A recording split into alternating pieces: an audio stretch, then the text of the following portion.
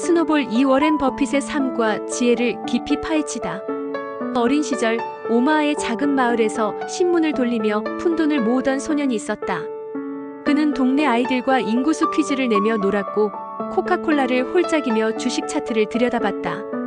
그 소년 워렌 버핏은 훗날 세계에서 가장 존경받는 투자자가 되었다. 앨리스 슈레더의 스노볼리는 그의 삶의 후반부를 섬세하게 그린 전기로 단순한 성공 스토리가 아닌 그의 선택, 갈등, 그리고 철학을 깊이 탐구한다.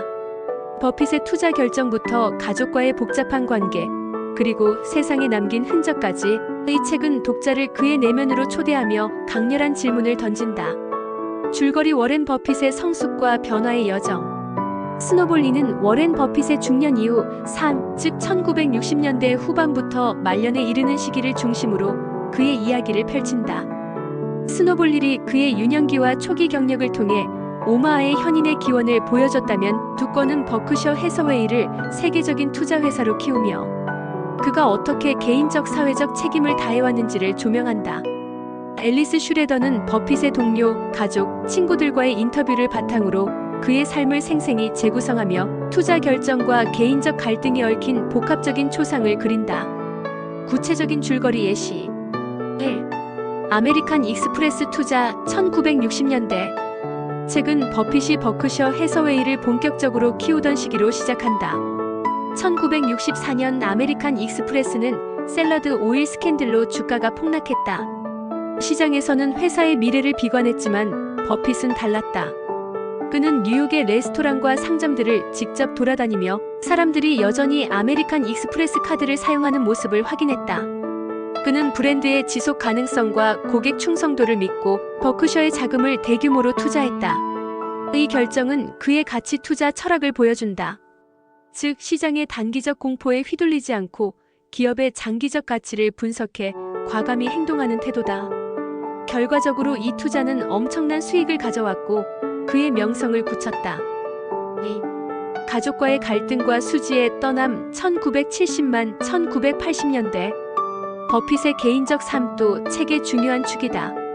그의 아내 수지 버핏은 그의 감정적 지지자이자 사회적 활동의 중심이었다. 예를 들어 그녀는 시민권 운동을 지지하며 자선 활동에 적극적으로 나섰고 버핏의 내성적인 성격을 보완하며 그의 공적 이미지를 다듬었다. 하지만 1977년 수지는 자신의 음악 경력과 독립적인 삶을 추구하기 위해 샌프란시스코로 떠난다. 버핏은 이 결정에 깊이 상처받았지만 그녀를 붙잡기보다는 감정적 유대를 유지하려 노력했다. 이 시기 그는 에스트리드 맨크스와 새 관계를 시작하며 복잡한 감정을 드러낸다. 예를 들어 크리스마스 카드에 버핏, 수지, 에스트리드가 함께 서명한 일화는 그의 비전통적인 가족 관계를 보여준다. 이 장면들은 버핏이 비즈니스에서는 천재적이지만 가정에서는 서툴고 인간적인 면모를 가진 사람임을 강조한다. 3. 금융위기와 리더십 2008년 글로벌 금융위기는 버핏의 판단력을 시험한 시기였다. 그는 골드만삭스와 제너럴 일렉트릭즈에 각각 50억 달러와 30억 달러를 투자하며 위기 속에서도 기회를 포착했다. 예를 들어 골드만삭스 투자 당시 그는 우선주와 워런트 주식 매수 권리를 조건으로 협상해 높은 수익률을 보장받았다. 이 결정은 시장의 신뢰를 회복시키는 데 기여했고 버핏의 리더십이 단순한 수익 창출을 넘어 사회적 영향을 미칠 수 있음을 보여줬다. 그는 공포가 만연할 때 욕심을 내라는 자신의 철학을 실천하며 위기 속에서도 냉철함을 잃지 않았다. 4. 자선과 기빙 플래지 2006년. 버핏의 자선 활동은 스노볼 2의 후반부 핵심이다. 2006년 그는 빌 앤드 멜린다 게이츠 재단에 자신의 재산 99%를 기부하겠다고 발표했다. 이 결정은 단순한 기부가 아니었다. 예를 들어 그는 자녀들에게 막대한 유산을 남기기보다는 그들이 스스로 삶을 개척하도록 적은 금액만 물려주겠다고 밝혔다. 그는 아이들에게 날개를 달아줄 만큼은 주되 그들이 스스로 날지 않도록 너무 많이 주지 말라고 말했다. 또한 그는 빌 게이츠와 함께 기빙 플래지를 설립해 억만장자들에게 재산의 절반 이상을 자선에 기부할 것을 촉구했다. 이 장면은 버핏이 부의 축적뿐 아니라 그 부를 어떻게 세상에 돌려줄지에 대해 깊이 고민했음을 보여준다. 줄거리 흐름 요약. 스노볼리는 버핏의 투자 성공, 개인적 갈등, 그리고 사회적 책임이 얽힌 여정을 시간순으로 그린다. 그는 버크셔 해서웨이를 통해 코카콜라, 웰스파고, IBM 등에 투자하며 글로벌 투자자로 성장한다. 동시에 찰리 멍거와의 동업, 수지와의 복잡한 결혼 생활, 그리고 자녀들과의 관계를 통해 인간적 면모를 드러낸다. 2000년대 이후 그는 자선 활동에 집중하며 부의 사회적 책임을 실천한다. 책은 그의 삶을 단순한 성공담으로 치부하지 않고 그의 실수와 성찰을 균형 있게 다루며 독자로 하여금 깊은 공감을 불러일으킨다. 주요 메시지 3과 투자에 담긴 보편적 지혜. 스노볼리는 버핏의 삶을 통해 투자, 인간관계, 그리고 사회적 책임에 대한 깊은 메시지를 전한다. 이 메시지들은 금융을 넘어 삶 전반에 적용 가능한 보편적 지혜다. 1. 가치 투자의 본질에 집중하라. 버핏의 투자 철학은 좋은 기업을 적정 가격에 사라는 단순한 원칙에 뿌리를 둔다. 예를 들어 코카콜라 투자 당시 그는 브랜드의 지속 가능성과 소비자 충성도를 분석했다. 그는 주식시장의 단기적 변동성을 무시하고 기업의 재무제표, 경영진, 시장 위치를 깊이 연구했다. 이 메시지는 투자뿐 아니라 삶에서도 적용된다. 즉, 겉으로 보이는 트렌드나 소음에 휘둘리지 않고 핵심 가치에 집중하는 태도가 성공으로 이끈다. 2. 인간적 불완전함의 인정. 버핏은 천재적 투자자지만 완벽한 인간은 아니었다. 그는 가족과의 관계에서 실수를 저질렀다. 예를 들어 자녀들이 그의 바쁜 일정 때문에 소외감을 느낀 순간들이 책에 묘사된다. 수지와의 결혼 생활에서도 그는 감정적으로 서툴렀다. 하지만 그는 자신의 한계를 인정하고 수지와 에스트리드와의 관계를 조화롭게 유지하려 노력했다. 이 메시지는 성공한 사람도 실수와 갈등을 겪으며 그것을 받아들이고 성장하려는 자세가 중요하다는 점을 강조한다.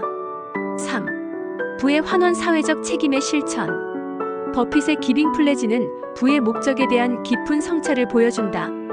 그는 부를 축적하는 것만큼이나 그 부를 사회에 돌려주는 것이 중요하다고 믿었다. 예를 들어 그는 게이츠 재단을 통해 교육, 의료, 빈곤 퇴치에 기여했다. 이 메시지는 개인과 기업 모두에게 자신의 성공이 사회와 어떻게 연결될 수 있는지 고민하라는 도전을 던진다. 4. 단순함과 일관성의 힘. 버핏은 복잡한 금융 상품이나 최신 트렌드를 멀리했다. 예를 들어 그는 1990년대 닷컴 버블 당시 기술주 투자를 거부했다. 그는 자신이 이해하지 못하는 사업에는 투자하지 않는다는 원칙을 고수했다. 이 단순함은 그의 투자 성공의 비결이자 삶의 철학이었다. 이 메시지는 복잡한 세상에서 핵심 원칙을 유지하며 불필요한 소음에 휘둘리지 않는 태도가 중요함을 일깨운다. 시사점 현대를 살아가는 우리에게 주는 교훈. 스노볼리는 버핏의 삶을 통해 현대 사회와 개인에게 여러 시사점을 준다. 이 책은 성공, 인간관계, 그리고 사회적 책임에 대한 깊은 질문을 던진다. 1. 지속 가능한 성공의 재정의. 버핏의 이야기는 성공이 단순히 돈이나 명예로 정의되지 않는다는 점을 보여준다. 그는 재산을 쌓았지만 그 재산을 사회에 환원하며 성공의 의미를 확장했다. 현대 사회에서 많은 이들이 외적인 성취, 고급차, 명품, 소셜미디어의 좋아요에 집착한다.